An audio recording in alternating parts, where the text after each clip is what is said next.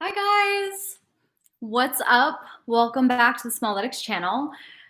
You guys, before we roll into this live, I just need to tell you where my head is at right now. I didn't want to skip out on this live because I wanted to see you guys. And if you're here, let me know in the chat box who's here. Would love to hang with you live and know who's in the room. Okay, so prior to this, hi Claire, welcome. So prior to this live, I was like getting set up for the live, looking at some questions.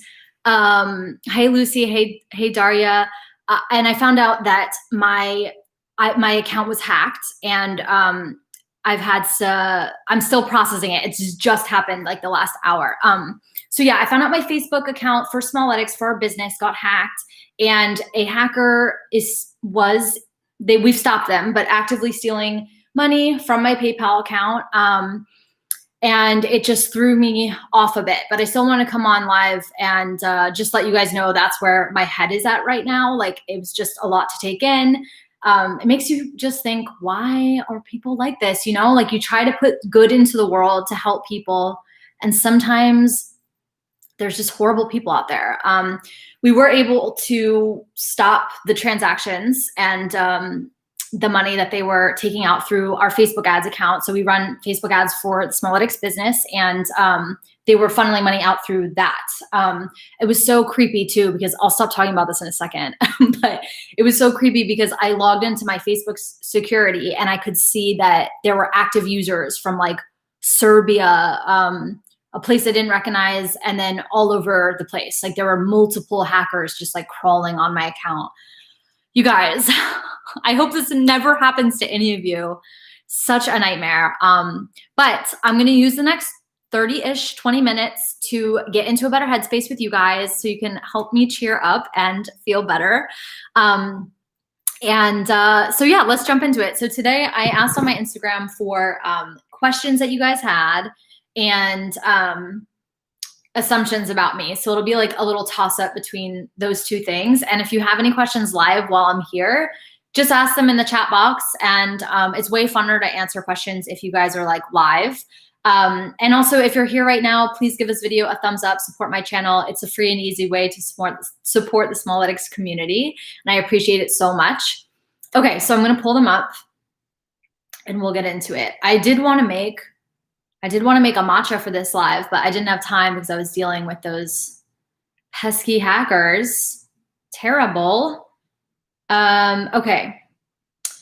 Should we start with questions or assumptions? What are you guys feeling? Claire, you already have a really great question. What was the most refreshing over this past week for you? Well, I love that question. Actually, a question that Gary and I ask each other a lot is, what was the highlight of your day? So this kind of feels like that type of question. I think the most refreshing thing was just enjoying a quiet Thanksgiving with Gary's mother, and really enjoying my food, feeling present with my food, not overindulging, but still eating dessert, and just feeling really thankful for that mindset that I have with food that I've built over the years. Feeling grateful to have like a more quiet Thanksgiving. That was very refreshing, for sure. Love that question.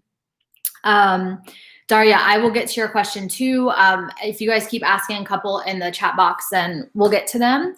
I'm gonna start with a couple that are on my Instagram. Also, I hope you guys don't mind. I need to just grab my water because I'm feeling a little raspy. So one sec.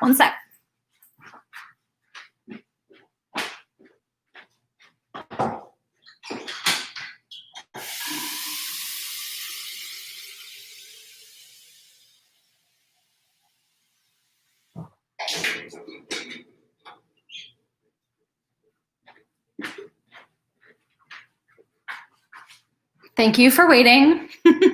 We are back. And I'm hydrated, so now we can begin.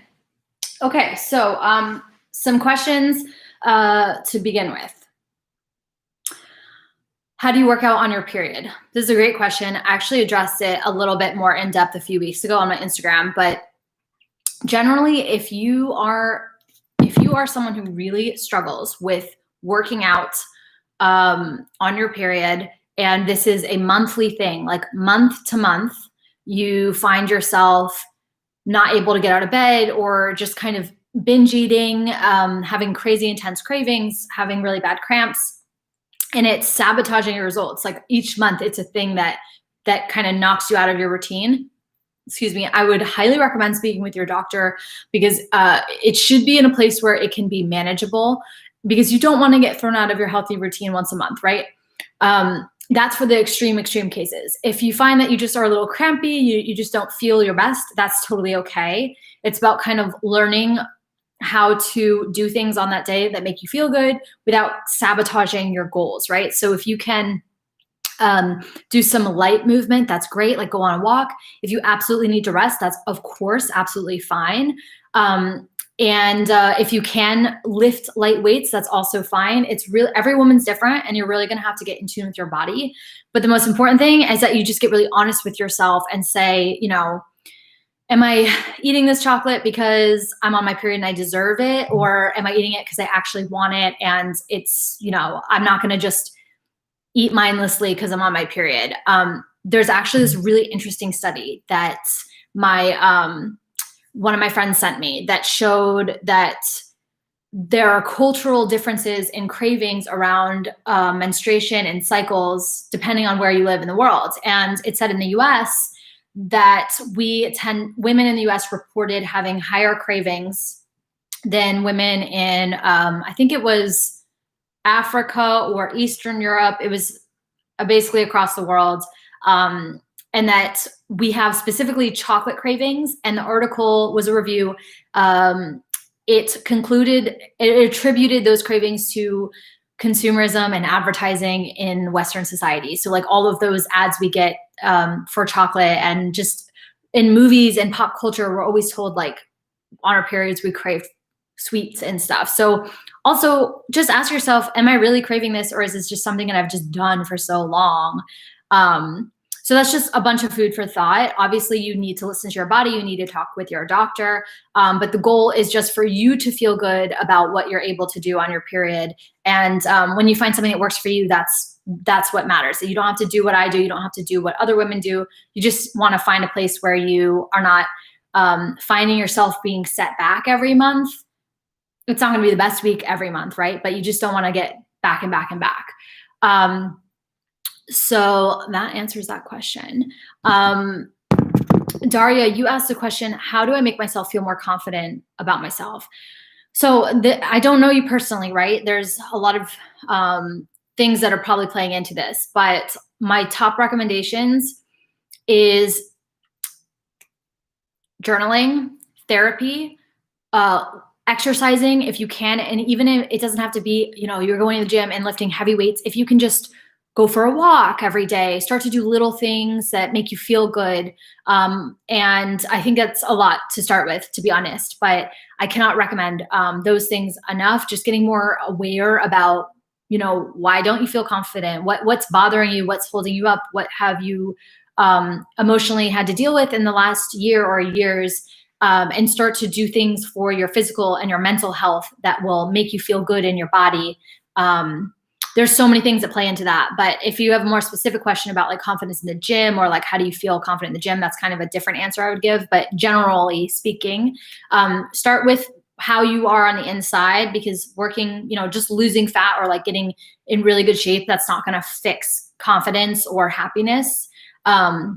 Sometimes it can make it, you know, better. Sometimes it can make it worse, but it's not going to fix the core. So make sure you're doing that inner work on yourself. And I just realized that I didn't even introduce myself to any new people that are here who are not in the Short Girl gang already. So I'll make it quick, but I'm April Whitney. I'm a certified nutritionist, certified personal trainer, and I'm the founder of Smalletics, which is the channel you're watching.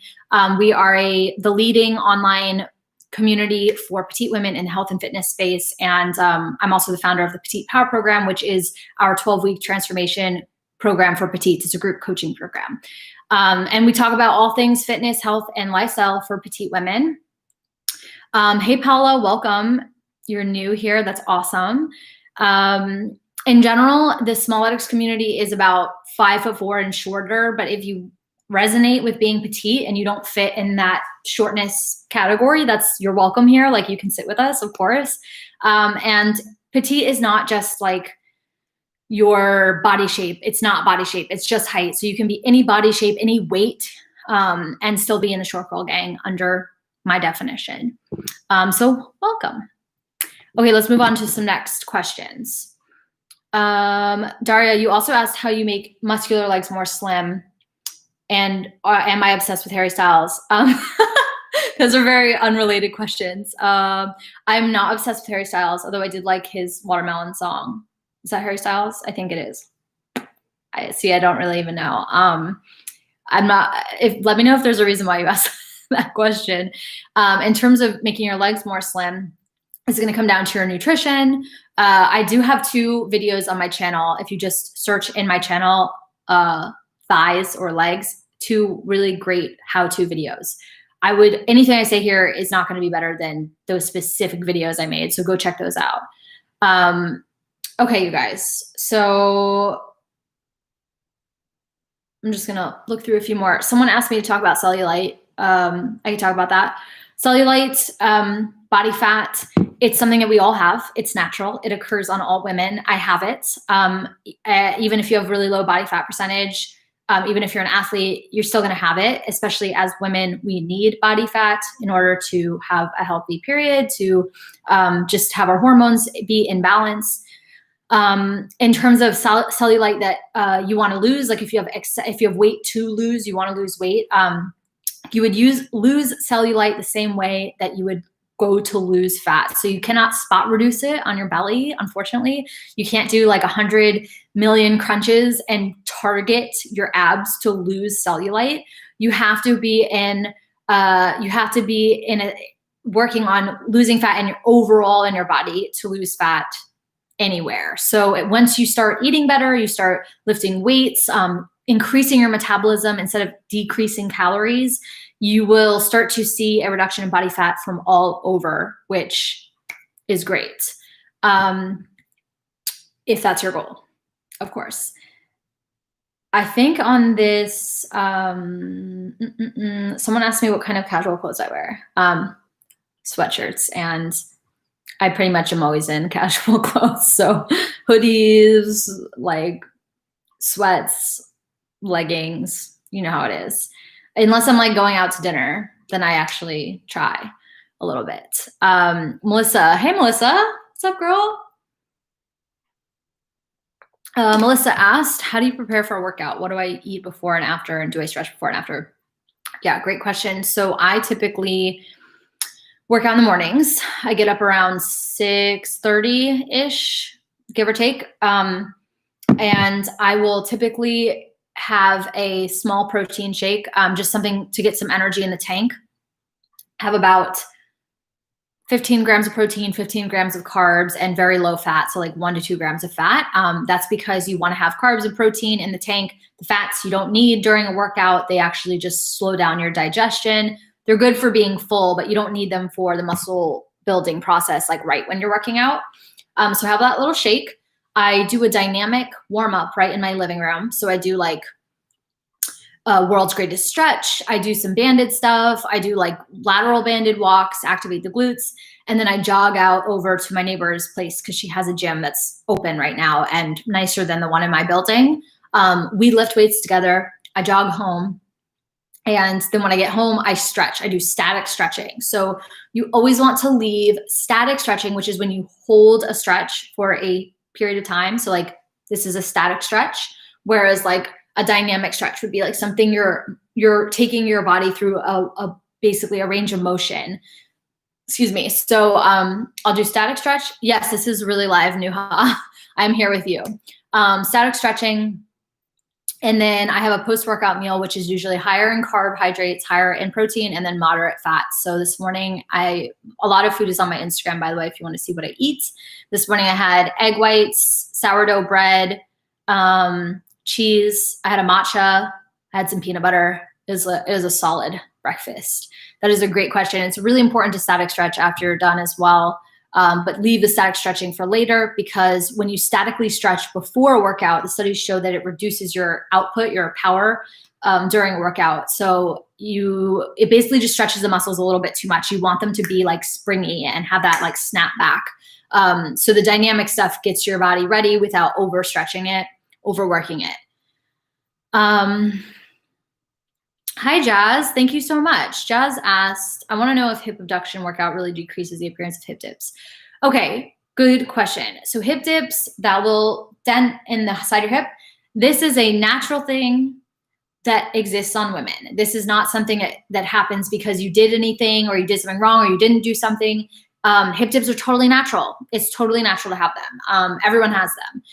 People have them to different degrees because of either how they're standing or their hip bone structure in itself, but there's really no workouts that you can do to change it.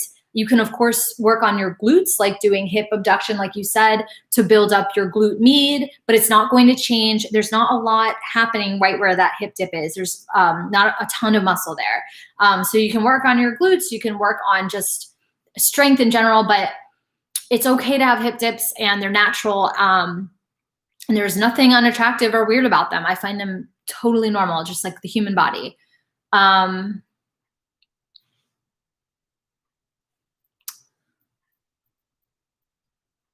You're welcome, Melissa. Kathy asked about workout underwear. It's so funny, Kathy, so many people ask me about this, but it's something like I never talk about. I just like to wear like seamless, just like seamless, so that I wear, tight leggings, something that like doesn't show.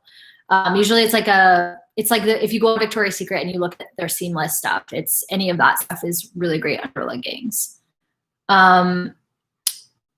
See, Brennan, you asked thoughts on fasted workouts. I get up really early to work out before teaching. I don't have time to get up and eat, wait 30 minutes before I start lifting. Yeah, so that used to be me too. I also used to not eat before I work out. I still do it sometimes. It really depends. If you eat enough, there's also a chance that next day your energy stores are not fully depleted yet. So you're actually fine working out. In a fasted state, you'll still have some energy in the tank that you can build off of. The real issue is you don't want to train in a fasted state if you're noticing that you're lightheaded or you're dizzy during your workout. That's when it's like, okay, maybe a little bit too low blood pressure, too low sugar, and you need to get like something quick in, like a few bites of a banana or something. So just keep a lookout for how you're feeling. And also, if you're not going to have a pre-workout meal, just make sure that you get that post-workout meal and you really restore your glycogen stores and you start working on the muscle repair process. You do that by having a post-workout meal that has carbs and protein. So just make sure you get a solid meal after and you're fine. Nuha, you asked if I've ever made a video for people who have never exercised but they want to start. I would say a lot of my videos are helpful if you've never started before or you've never exercised, but I don't have one specifically. So thank you for that idea. I will definitely write it down and put it in the list of things to create for you guys. But a lot of my videos are like beginner through intermediate level lifting. So 0 to 5+ years of lifting weights. You can still learn a lot on this channel. Awesome. Okay, going back to this. Should we do some assumptions about me? Should we do some more questions? There were some really funny assumptions about me that you guys had on Instagram. One of them was that, I'll read them to you guys. One of them I put on my story, so you've already seen it if you follow me. I feel like you were a quiet, dirty kid in school, but got along with anyone. And there was another one that said you were a geek back in college. And then I asked all of you guys if you thought this was true, and 60% said yes and 40% said no. So just to answer this one, I have always been great at academics. I was a nerd, I would say, in terms of like, I love learning.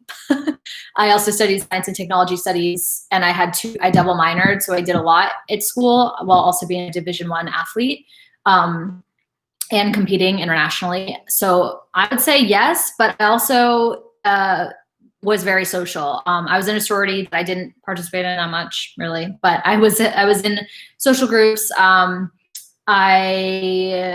would agree with the one that, this sounds weird to agree with, the one that said you got along with anyone. I would say I'm not a contentious person. Like I don't think I pissed anyone off. I don't like being the center of attention. I like to just like have a small group of friends that I'm really close with. And I like studied, pretty much minded my own business. Yeah. So that was a question or an assumption that I thought was funny. But I wasn't the kid who was like in the library every single day. Like I had a good balanced college life, I'd say. And college was over 5 years ago now. I graduated in 2014. Whoa, a long time ago. Okay, going back to other assumptions. There's one that I really wanted to address because I think it's really important. Someone said, my life is perfect. And I wanted to bring this up because Instagram is such a highlight reel. Nobody's life is perfect. Like not even the person that looks so perfect online and has like the best body and the best whatever, the best, I don't know, whoever you follow online who you idolize. Nobody's life is perfect. This is a highlight reel. In terms of the Smalletics page, it's an education reel as well. It's a lot of stuff that I'm posting to help you guys and to help you feel more confident and stronger and healthier in your bodies. But I would say my life is great. I love my life. I love my fiance. I love my cat. And I'm so fortunate to live in this apartment where I do in Brooklyn. But nobody's life is perfect, right? Like everybody has their thing. So just remember when you're scrolling on Instagram, that it's a curated feed, right? And people are showing you what they want you to see. And sometimes I have to remind myself of that too, just looking on Instagram and seeing like how much is out there that seems to be so perfect. And, you know, just reality check that, you know, I'm real with you guys and life is not like that. Life isn't Instagram, right? Someone asked me, have I ever wished I was taller? And if so, how did I ever overcome that insecurity? I do have a video all about this on my YouTube channel, but yeah, I wish I was taller all through probably until college. It was something I struggled with immensely and what led to me starting Smalletics in general. It's not something I think about ever now. I absolutely love my height. It's just not who you are. It's just a part of you. And it was the worst when I was a kid. It was the worst when I was like being bullied as a young kid and boys would pick on me or pick me up, like stuff that just made me feel vulnerable as a kid and like a little short kid. But you know, I grew out of that. And then it also resurfaced, actually, I lied. It resurfaced when I worked in corporate America in New York City when I was in Manhattan. I worked in advertising and all of the women wore like big stiletto like heels to the office. And I remember when I had my first job, I felt like I had to as well, because not only were these women like 5'7", but on top of that, they were wearing heels. So if I didn't wear heels, I would look like I was like I'd be forgotten in a room. And so that resurfaced as a struggle. But I stopped at a certain point. I just stopped. I would wear flats if I wanted to. I'd wear sneakers. I'd dress up something or dress down something with sneakers. And that felt so much better, you guys. It will always feel so much better to be yourself and to own that than to try to be something else. Like, just try it out one day. Try something out. It might feel a little vulnerable or insecure at first, but it feels so much better to just do you, and you'll be noticed and appreciated and respected so much more for just being who you are. And if who you are is someone who loves to wear heels, and that's fine too. That's absolutely great. Wow, there's so many questions now. What's my nationality and background? I am Caucasian. I sort of an American mutt. I would say lots of European descent, Polish, Swedish, yeah, a little bit of everything. Best tips for college students maintaining good diets and workouts when they're busy and not well-funded. Absolutely, Sarah. I would say get your friends involved. Start establishing some kind of accountability for yourself, and also try to cook as many meals as you can. That saves money as well. If you can just cook dinners at home, that helps a lot. Try not to rely on processed foods that are just around. And just try to move a little bit each day. If all you can get in is a couple walks, that's fine. If you can squeeze in 30 minutes doing some light weights, that's even better. But just start small and try to get your friends involved. That's going to change everything. Like if you can get your friends into going to the gym with you, or just like doing, and I mean, that's not right now with COVID, but like doing things with you that are fun and active, and that will help a lot. Jasmine, you asked, would I recommend fencing to petite women? I mean, the cool thing, if that didn't give it away, the cool thing about fencing, and if you guys don't know, I used to be a formerly internationally ranked fencer. The amazing thing about fencing is that you can virtually be any height and still really be incredible. Some of the best fencers in the world are my height. They're not the majority by any means, but some are. And it's a lot of athleticism, but also combined with, you know, your mind and your strategy. So what's great is that when you're smaller, you have a smaller target. So even if you have a shorter wingspan, just shorter reach to your opponent, your opponent who's taller has way more target area, and they are coming at you and you have smaller target area. So there's kind of trade-offs, and that's what I always loved about the sport.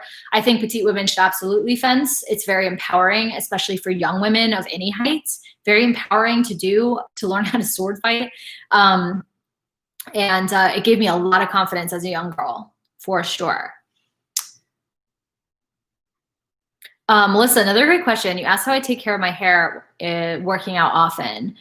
So basically, I don't wash my hair every time I work out. And just bear with me, because I know that that sounds weird, maybe. But it's not, I promise. I only wash it maybe twice a week with shampoo. The rest of the time, I don't sweat a ton. Like I'll sweat in my roots, but I'll just air dry it, use some dry shampoo, give it a good scalp massage, and it actually kind of looks better after a few days. Like there's more volume. This is freshly washed hair. I washed it this morning, so it's flatter on me right now. But yeah, there's nothing wrong with a little bit more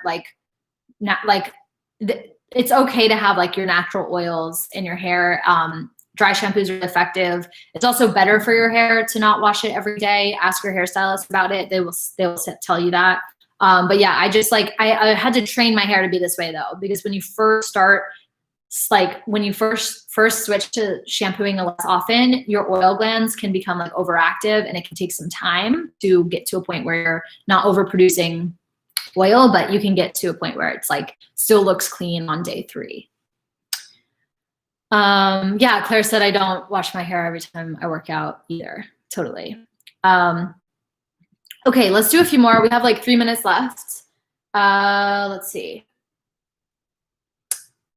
Someone asked me if I'm getting another cat, or if Sesame, he's over there, is going to be a soul child. Yeah, Gary won't let me get another cat. If it were up to me, I would have like 20 cats in here, but we're in a one-bedroom apartment in Brooklyn, and if we had another cat, it would be very crowded in here. So for now, just Sesame in here. Let's see. Gonna look at some other ones. Okay. Can doing too much cardio mess up your metabolism? And if so, how to ease into reducing it? Yes, it can, 100%. Overdoing your cardio can put you in a deficit, just like eating too few calories can. And when you combine the two, it can become very bad. It can be way under eating, over exercising, and this can make you, it can stress out your adrenal glands. It can, or overwork them, I should say. You don't want to get adrenal fatigue. You don't want to have cortisol, which is a stress hormone, being overproduced in your bloodstream, because that can inhibit fat loss. It can mess with your sleep. It can just make you ravenously hungry, so that you end up eating back the calories, which then it begins this nasty cycle of over-exercising so that you can eat, and then over-exercising so you can eat, and you don't want to be there. You asked, how do you reduce it? You want to reduce it very slowly. So if you run an hour every day, God forbid, I hope you don't, you should take a day off of that. Maybe excuse me, bring it down to, 6 days a week instead of 7, and monitor your metrics, journal, and over time, just, it has to be slow. It's going to take probably a few months to the point where you get it down to a reasonable area, but you just want to do it slowly so that your metabolism can adjust slowly over time. Your body can adjust and get used to lower cardio thresholds. Will we still be hungry when eating at our maintenance? You shouldn't. Maintenance calories means that you're not in a deficit and you're not in a surplus. So you should be satisfied when you eat, not overstuffed, but not left super hungry. There may be times where you get hungry, like right before a meal, and when you go to sleep, but also it depends. And you should not be hungry on maintenance. That would mean you were probably in a caloric deficit, but like a little, like just satisfied. You should just be satisfied. Shouldn't be like thinking about food all the time. Just looking at what your comments say.